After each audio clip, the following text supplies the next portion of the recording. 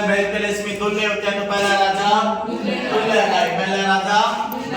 दुल्हे को बिठा देंगे, कोयल पर राजा आ जाएगा, कोकिल नहीं बैठेगा तो उतार कर लाएंगे पृथ्वीराज, कछुआ पृथ्वी पर लाएंगे तो पृथ्वी पर भार बढ़ जाएगा, भारमल भय वाले राजा आएंगे, भारमल और भगवान दास भय वाले राजाओं ने अपना अपना भार उतार दिया था, अपनी अपनी पुत्रियों का विवाह मुगलों के साथ कर दिया। भय के बाद मैं वाले राजा मिर्जा राजा मान सिंह और मिर्जा राजा जय सिंह, मिर्जा राजा जय सिंह के बाद दूसरा जय सिंह सवाई जय सिंह साम्यता देवारी समझौते में सवाई जय सिंह के बाद राजा ईश्वरी सिंह और ईश्वरी सिंह के बाद माधव सिंह प्रथम के बाद प्रथम का प्रताप पूरा हो गया, सवाई प्रताप के बाद सारे के सारे सेकंड और सेकंड में जरा मामा जैसे जगत सिंह सेकंड, राज से राम सिंह सेकंड, मां से माधव सिंह सेकंड और लास्ट मां से मान सिंह सेकंड। तो पहला राजा दुल्हा राय को कहा जाता है तेजकरण, दुल्हा राय को कहा जाता है तेजकरण। ऋषि दुल्हा राय ने 1137 में दोसा के मीना व बड़गुजरों को मारकर ढूंढाड़ प्रदेश में कछुआ वंश की स्थापना की। इसे कछुआ वंश का संस्थापक कहा जाता है, आदि पुरुष कहा जाता है, प्रथम पुरुष कहा जाता है और मूल पुरुष कहा जाता है। इसी दुल्हा राय ने जमुई रामगढ़ में जमुई माता के मंदिर का निर्माण करवाया था। यही जमुई माता अमेर के कछुआ वंश की कुल देवी बनी थी। कोकिल देव ने 1207 में आमेर के मीना को पराजित किया और आमेर को अपनी राजधानी बनाया था। आमेर राजधानी तब तक रहेगी जब तक आमेर के कछुआ वंश की राजधानी आमेर रहेगी। फिर पृथ्वीराज कछुआ को वहां पर पड़ा जहां पर राणा सांगा को पड़ा था। सांगा ने खानवा युद्ध में बाती परवड़ विधि का प्रयोग किया। उस समय राणा सांगा की सहायता करने के लिए आमेर से पृथ्वीराज कछुआ गया था। इसी पृथ्वीराज कछुआ ने सांगा की वीरता से प्रभावित होकर अपने पुत्र का नाम सांगा रखा था। इसी पृथ्वीराज कछुआ के शासनकाल के दौरान गलती से गलगा से जयपुर में रामानंदी संप्रदाय की स्थापना, रामानंदी संप्रदाय के संस्थापक कृष्णदास प्यारे की शिष्या बालाबाई पत्नी थी पृथ्वीराज कछुआ के कितने पुत्र? 12 पुत्र। तो आमेर को कितने पार्ट में डिवाइड किया? 12 भागों में विभाजित किया। 12 भागों को 12 कोटड़ी के नाम से जाना जाता है। भारमल ने सर्वप्रथम मुगलों की अधीनता स्वीकार की। राजस्थान का प्रथम राजा मुगलों की अधीनता स्वीकार करने वाला भारमल। जयपुर का प्रथम राजा भारमल। आमेर और राजस्थान का प्रथम राजवंश जिसने मुगलों की अधीनता कछुआ राजवंश। भारमल ने अपनी पुत्री हरकाबाई या हीराबाई का विवाह संभर में अकबर के साथ कर दिया था। भगवत दास ने अपनी पुत्री माननाबाई या मानबाई का विवाह जहांगीर के साथ कर दिया था। भगवंत दास जब राणा प्रताप के पास संधि प्रस्ताव भेजे गए तो तीसरा संधि प्रस्तावक भगवंत दास था। मिर्जा राजा मान सिंह को सबसे पहले अकबर का प्रथम विश्वास पात्र सेनापति बनाएंगे। प्रथम विश्वास पात्र सेनापति बनाने के लिए एक अभियान दिया 1569 का रणथंभौर का अभियान सुरजन हावड़ा के विरोध में। और प्रथम अभियान था 19 वर्ष की आयु में दिया गया मान सिंह को। तो मान सिंह का प्रथम अभियान सफल हुआ। इसी के साथ अकबर का प्रथम विश्वास पात्र सेनापति बना। अकबर ने कितनी वस्तुएं? 3 वस्तुएं दे दी। फरजद बेटा की उपाधि नवरत्नों में शामिल कर दिया। 7000 मर्द दे दी गई। साथ में दिया गया हल्दी घाटी युद्ध का नेतृत्व। जब हल्दी घाटी युद्ध का नेतृत्व दिया गया तो कहा गया था कि राणा प्रताप जिंदा या मुर्दा चाहिए, लेकिन जिंदा मुर्दा नहीं पकड़ पाया। जब जिंदा मुर्दा नहीं पकड़ पाया तो अकबर क्रोधित हुआ। 7000 में से 2000 मनसब में छीन लिए। बदले में 3 स्थानों की सूबेदारी दे दी। काबुल बिहार बंगाल 85 87 94। जब यहाँ से वापस आएगा अपने साथ 3 वस्तुएं लेकर आएगा। बलि पोटरी कला, मीनाकारी कला, शिला देवी की प्रतिमा। बलि पोटरी कला को पर्सिया इराक से लाहौर तक अकबर लाया था। लाहौर से जयपुर तक मान सिंह गया था। बलि पोटरी कला में नीले और हरे रंगों का प्रयोग किया जाता है। चीनी मिट्टी के पात्रों पर नीले और हरे रंगों से की जाने वाली चित्रकारी प्रकार बलि पोट्री कला कहलाती है। बलि पोट्री कला को विश्व स्तर पर पहुंचाने का काम सीकर के कृपाल से शेखावत ने किया था, लेकिन स्वर्ण का राम सिंह सेकंड का कहा था। बलि पोट्री कला लेकर आया था मीनाकारी कला। मीनाकारी कला को भी कहां से, लाहौर से जयपुर तक लेकर आया था मानसिंह। मीनाकारी कला सोने चांदी के आभूषणों पर मीना भरने की कला मीनाकारी कला कहलाती है। मीनाकारी कला बलि पोट्री कला दोनों प्रसिद्ध है। जयपुर की, इसी जयपुर को रत्न और आभूषणों की मंडी कहा जाता है। तीसरी वस्तु लेकर आया था शिला देवी की प्रतिमा। लक्ष्मी नारायण और केदार सेठ को पराजित किया था और शिला देवी की प्रतिमा को लाकर के स्थापित किया था आमेर जयपुर में। इसी शिला देवी को ढाई प्याले शराब और नरबली चढ़ाई जाती थी, लेकिन वर्तमान में नरबली पर प्रतिबंध लगा दिया गया। ढाई प्याले शराब आज भी चढ़ाई जाती है। यही शिला देवी आमेर के कच्छा वंश की आराध्य देवी या इष्ट देवी बनी थी। फिर हमने पढ़ा था इसी मिर्जा राजा मानसिंह का स्थापत्य कला। स्थापत्य कला में हमने पढ़ा था कि मानसिंह ने आमेर महलों का निर्माण करवाया था, पुष्कर महलों का निर्माण करवाया था, बेरार जयपुर में पंच महलों का निर्माण करवाया था। जब अकबर ख्वाजा मोइनुद्दीन चिश्ती की दरगाह पर पुत्र प्राप्ति के लिए जियारत करने आता था तो इन्हीं पंच महलों में रुका करता था और पुष्कर महलों को वर्तमान में आरपीडीसी होटलों के अंदर बदल दिया गया। अपने पुत्र जगत सिंह की याद में अपनी पत्नी कनकावती के कहने पर जगत शिरोमणि मंदिर का निर्माण करवाया। जगत शिरोमणि मंदिर में श्री कृष्ण जी की वही प्रतिमा जिसकी पूजा चित्तौड़ में मेला किया करते थे। फिर हमने साहित्य में पढ़ा कि मानसिंह के काल में मान मान मान और दो राग राग नाम से रचनाएं हुई थी। मान प्रकाश और मान त्रितर ग्रंथों की रचना दरबारी कवि मुरारी दास ने की थी। मान सिंह कृति मुक्तावली ग्रंथ की रचना जगन्नाथ ने की। राग चंद्रोदय और राग मंदिरी ग्रंथों की रचना पुंडरीक विठल ने की। मिर्जा राजा मान सिंह की सन 1614 हरिपुर अहमदनगर महाराष्ट्र में दक्षिण अभियान के दौरान मृत्यु हो जाती है। मिर्जा राजा मान सिंह के बाद मिर्जा राजा जय सिंह। मिर्जा राजा जय सिंह के बाद दूसरा जय सिंह था शाह जय सिंह। दोनों में से नाम किसका लंबा, मिर्जा राजा जय सिंह। जिसका नाम लंबा उसका शासन काल लंबा। लंबे इस लंबा शासन काल कितने वर्षों का, 46 ईयर्स, 46 वर्षों तक शासन किया।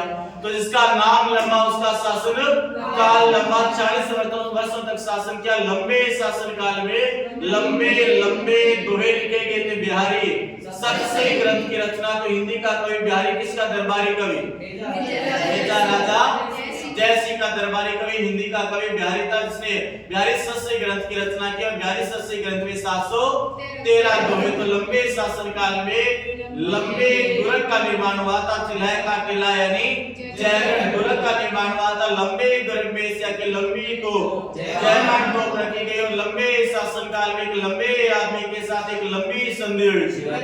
पुरंदर की संधि हुई थी शिवाजी के साथ जून 1665 में। तो बस इतनी सी कहानी पड़ी थी मिर्जा राजा जय सिंह। जिसका नाम लंबा उसका शासन काल लंबा। 40 वर्षों का लंबे शासन काल में लंबे लंबे दोहे लिखे गए। बिहारी सस्य ग्रंथ की रचना हुई थी। लंबे शासन काल में लंबे दुर्ग का निर्माण हुआ था। चिल्हाय का किला यानी जयगढ़ दुर्ग का निर्माण हुआ। लंबे शासन काल में एक लंबे आदमी के साथ एक लंबी संधि हुई थी।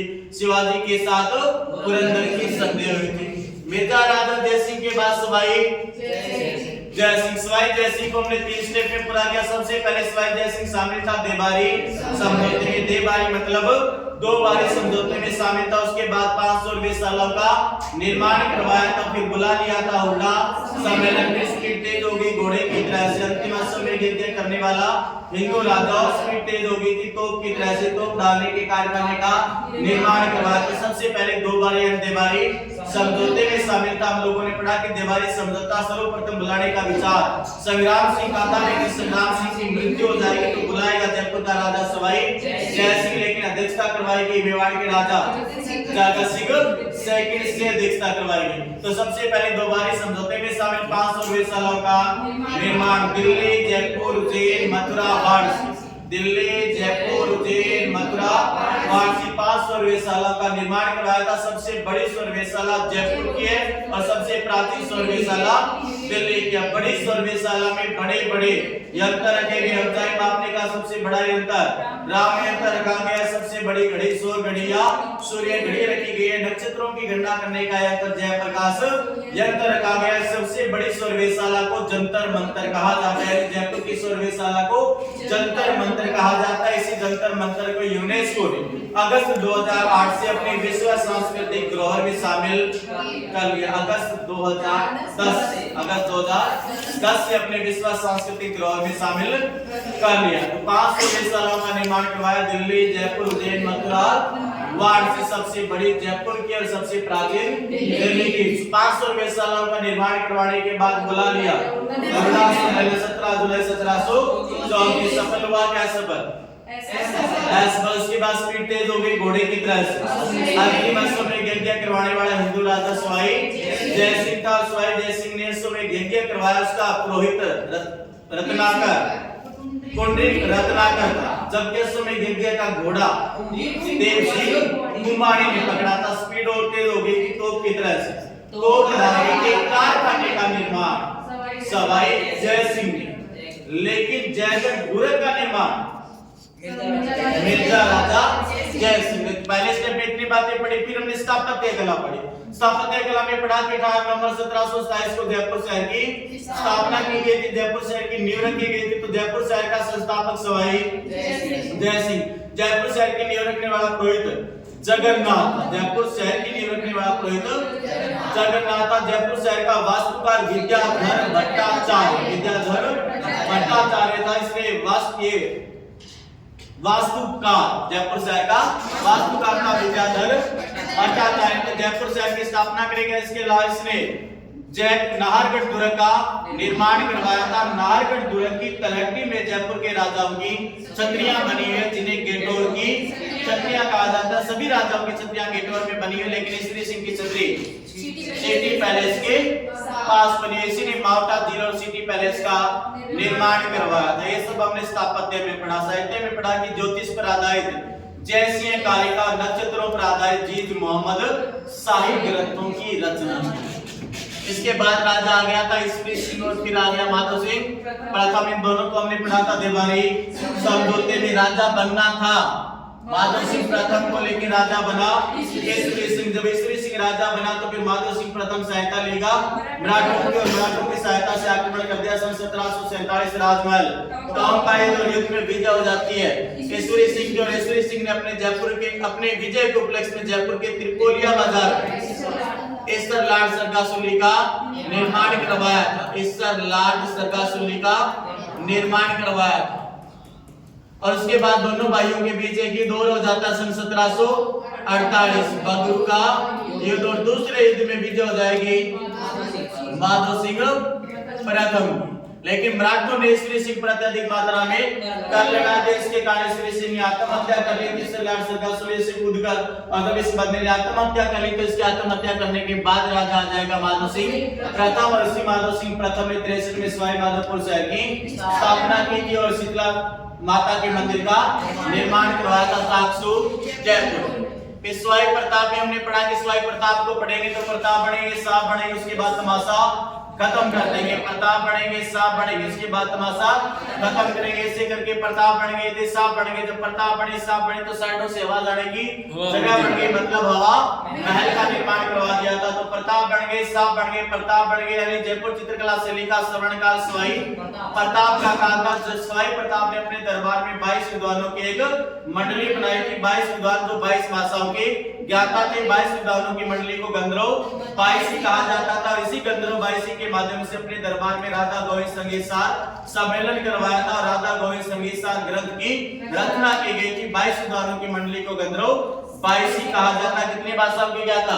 22 भाषाओं के ज्ञाता थे। तो सवाई प्रताप का काल जयपुर चित्रकला शैली का स्वर्णकाल। प्रताप बढ़ गए, फिर साफ बढ़ गए थे। यानी साहिबराम नामक चित्रकार था जिसने ईश्वरी सिंह का आदमकद चित्र बनाया था। ईश्वरी सिंह का आदमकद चित्र बनाने वाला चित्रकार साहिबराम। उसके बाद तमाशा खत्म कर दिया। यानी महाराष्ट्र की तमाशा लोक नाट्य शैली सवाई प्रताप के शासनकाल के दौरान महाराष्ट्र से जयपुर आई थी। और नाट्यकार था बंशीधर बट बंशीधर बट। तो स्वाई प्रताप बन गए, साहब बन गए, जब प्रताप बन गए, साहब बन गए तो हवा जाने की जगह बनी थी, मतलब हवा महल। से हवा महल का निर्माण करवाया सन 1799 में करवाया था। हवा महल का शिल्पी लालचंद था। हवा महल के लिए कहा जाता है बिना नींव के बनी इमारत या समतल भूमि पर बनी इमारत का निर्माण के पीछे उद्देश्य था रानी को गणगौर की सवारियां दिखाना। 5 मंजिला इमारत है, 5 मंजिला इमारत, शब्द मंदिर, रतन मंदिर, विचित्र मंदिर, प्रकाश मंदिर और हवा मंदिर। 5 मंजिला इमारत, 5 मंजिला इमारत जिसमें मुख्य जाली दरों की 365 लेकिन कुल 953 है, कुल 953 है। उसके बाद हमने स्वाई प्रताप के युद्ध पढ़े। सबसे पहले सन 1788 का तुंगा का, केवल एक तुंगा के युद्ध में विजय हुई थी, माझी सिंधिया को पराजित किया था। उसके बाद पाटन का युद्ध और मालपुरा का युद्ध, दोनों युद्धों में पराजित हो जाता है स्वाई प्रताप। तो केवल एक युद्ध में विजय हो जाएगी, तुंगा के युद्ध। जगत सिंह सेकंड को वहां पर पढ़ा था जहां पर कृष्णा कुमारी विवाद को पढ़ा था। इसी जगत सिंह सेकंड के दरबार के वेश्या रस कपूर के प्रभाव में अधिक था, तो जयपुर शहर का बदनाम राजा कहा जाता है, जयपुर शहर का बदनाम राजा कहा जाता है। उसके बाद हम लोगों ने पढ़ा राम सिंह सेकंड कितने माह की आयु में राजा बना? 16 माह की आयु में राजा बना। तो लाडला था, लाडले का शासन लॉर्ड लुडलो ने संभाला था। लॉर्ड लुडलो आया था, मेरो आया था, नोटबुक आया था, प्रिंस ऑफ वेल्स अल्बर्ट आया था। सबसे ज्यादा अंग्रेज किस राजा के काल में? राम सिंह सेकंड के काल में। इसलिए राम सिंह सेकंड को अंग्रेजों का राजा कहा जाता है। राम सिंह सेकंड लाडला था, तो लाडले का शासन लॉर्ड लुडलो ने संभाला। लाडले का शासन लॉर्ड लुडलो ने संभाला था। प्रिंस ऑफ वेल्स अल्बर्ट आया था, और प्रिंस ऑफ वेल्स अल्बर्ट के आगमन पर राम सिंह सेकंड ने जयपुर शहर को गुलाबी या गेरुए रंग से रंगवाया था। इसी प्रिंस ऑफ वेल्स अल्बर्ट ने अल्बर्ट हॉल की नींव रखी थी। अल्बर्ट हॉल भित्ति चित्रों के लिए प्रसिद्ध। अल्बर्ट हॉल का वास्तुकार था लालचंद जेकब, लेकिन उद्घाटन एडवर्ड ब्रेडफोर्ड।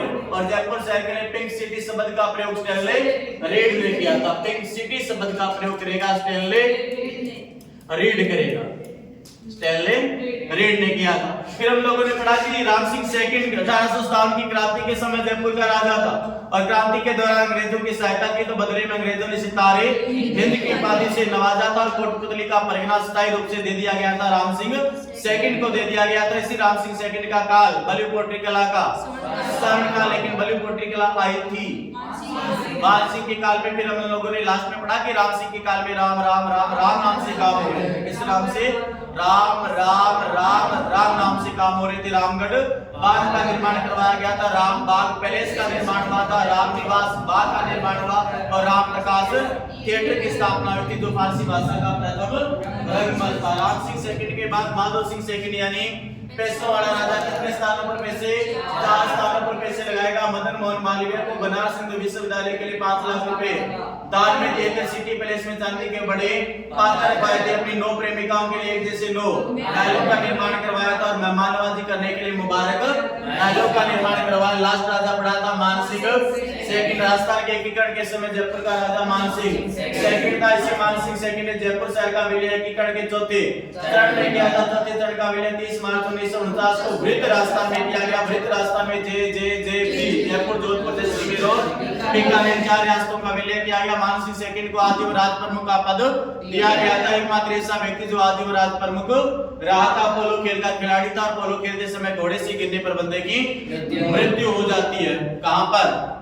लंदन के अंदर, इंग्लैंड के अंदर बंदे की मृत्यु हो जाती है। इसी की पत्नी का नाम गायत्री देवी। गायत्री देवी लोकसभा में जाने वाली प्रथम महिला सांसद थी। लोकसभा में जाने वाली प्रथम महिला सांसद गायत्री देवी। इसी मानसिंह के प्रधानमंत्री मिर्जा इस्माइल और हीरालाल शास्त्री के बीच में, 2 आदमियों के बीच में जेंटलमैन समझौता हुआ। जेंटलमैन समझौते में निर्णय हुआ कि जयपुर रियासत भाग छोड़ो आंदोलन में भाग नहीं लेंगे। से एक बाबा नाराज हुआ। बाबा हरिश्चंद्र और बाबा हरिश्चंद्र ने अलग से आजाद मोर्चे का गठन किया। इस आजाद मोर्चे ने भाग छोड़ो आंदोलन भाग लिया था, जबकि जयपुर रियासत ने भाग छोड़ो आंदोलन भाग नहीं लिया था। 1948 में कांग्रेस का अधिवेशन आयोजित किया गया था जयपुर में। इसी अधिवेशन की अध्यक्षता पट्टाभी सितार में की थी, और इसी अधिवेशन के दौरान हिंदी भाषा को राजभाषा घोषित किया गया।